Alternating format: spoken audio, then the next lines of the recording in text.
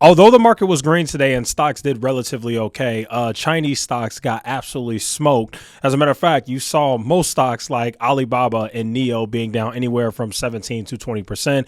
And there's a huge reason as to why that has happened. Now, I also do want to point out very importantly that I did say a very long time ago, as a matter of fact, when NIO was trading at $20 per share, I did warn investors to get out of that stock. And there is proof of that in my previous videos. I have been warning for months that a lot of these YouTube stocks are stocks that you're going to want to get out of. And the reason why I warn that, guys, is because of one very simple word. It is risk. Now, NIO falls under that risk category as well. Sure, NIO's not the worst stock in the world. Sure, they're doing okay on their deliveries. Sure, their leadership is okay. All that stuff is great, and I completely understand why some people might like NIO. However, the biggest mistake that retail investors make when investing is they fail to understand time and time again risk to reward ratio. They always understand the reward and they keep the reward in their head, but they never take into account the risk that they are getting themselves into when they put their hard-earned money into some of these YouTube stocks. So now let's go ahead and actually speak a little bit about NIO and the Chinese stocks. So here's what happened. The biggest problematic takeaway was China's Party Congress and the promotion of Xi Jinping. So the reason why Chinese stocks sold off so bad, and this all goes into the risk, is because Xi Jinping got a third term, but then there was actually something very interesting that he did.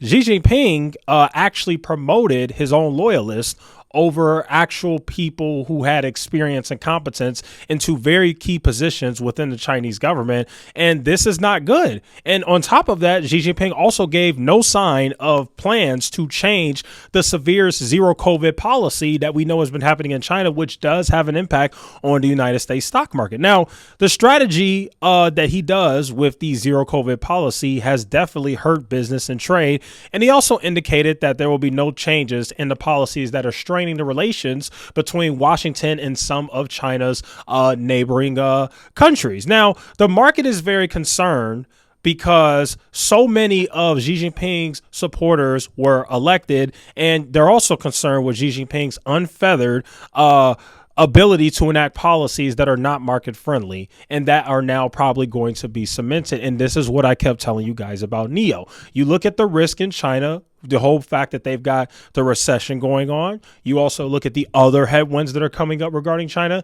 Then you look at the fact that Xi Jinping's policies are not very friendly to overall business. And so where do we go from here? I think the biggest learning lesson that most investors can take from this situation is from now on going forward, when you decide to put your hard-earned money into a company, you have to understand the risk that are associated with said company. Now, again, I don't think NIO is the worst stock in the world, but you have the Chinese risk, you have the Xi Jinping risk, you have all these headwinds coming up, and you have the fact that NIO itself is not even generating a profit. This is why I go so hard on all these other YouTube stocks and all these other YouTubers, because they continually pump stocks that have a great story and sound good and look okay. However, they never explain to you guys the risk, and you have to understand that investing is very risky already, but it becomes even more risky when you find the riskiest stocks in the stock market and decide to put your hard-earned money into them. And that, ladies and gentlemen, is what we have seen with NIO. That is why NIO has gone from $65 at its peak all the way down to trading at $8 per share. And yes, ladies and gentlemen, I am here to tell you it is probably going to go lower. Now, here is a good way to look at earnings tomorrow, okay? Be very careful with all the fear mongering and all of the whole earnings are going to come in bad and it's going to tank the market and everybody's going to die. You know, the way I'm actually looking at earnings this time around is I'm actually looking at some of my favorite companies, and I'm starting to look to a point where I'm like, is it finally time to start being aggressive and start buying? Because most of you guys at least you do know, that I have been buying stocks. I don't know if you guys knew that, but I have said that numerous times. I did buy stocks in June.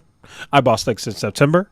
And now in October, I'm kind of at a point now where I'm just buy on stocks that I really, really, really, really like. And that's just kind of where we're at with it. So that's why I said this earnings season, I do plan to look at some earnings reports for some interesting companies, including Facebook, which you guys know I don't like. However, I am going to look at it because I know that's a very important stock, and there's two factions of people. There are people who are super bearish on it and hate it like me. And then there are actually, I can't even say that because Facebook's getting so low now, it might be worth another look. stay tuned for that, but it might be worth another look.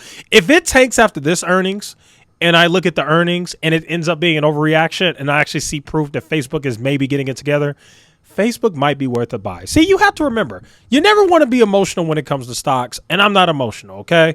If the thesis changes with a stock and it gets cheap enough, I will buy. So let me not say I'm an ultimate Facebook bear. I'm a Facebook bear right now, but depending on how things shape up, we'll see, okay? Now, the other stocks that I am interested in, I know there's a faction of people that don't like Amazon, but I like Amazon. I actually love Amazon, and I've been buying Amazon, and, hey, people can say what they want, but I've been buying it. So not at this prices, though. I think it's at 120. I bought it at 106, so just for clarity.